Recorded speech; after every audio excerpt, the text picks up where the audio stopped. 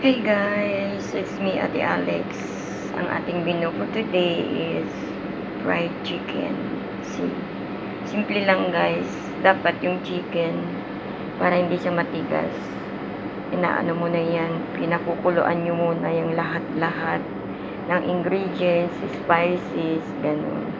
Para malasa. And after that, tsaka nyo siya lagyan ng cornstarch para crunchy siya. See, ang sarap, ang bango. So far, so good. Ayan. Bawal sa akin, pero kailangan, nanginginig na ako sa gutom. As much as possible, kailangan ko rin ng konting laman ng tiyan, hindi lang puro gamot. Ayan.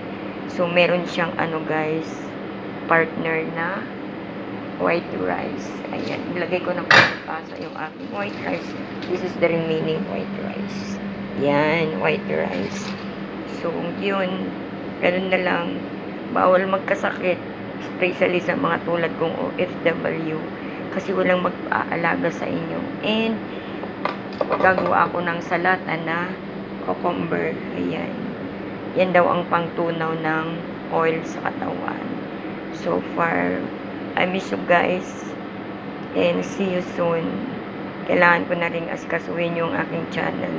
Sobra ko nang napabayaan. See guys, yung camera is nanginginig. Kasi gawa nung aking pulso.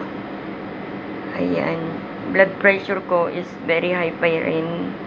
So pinagbawalan ako ng doktor na avoid stress. Avoid a lot of things na bawal sa akin para tuloy lang ang buhay.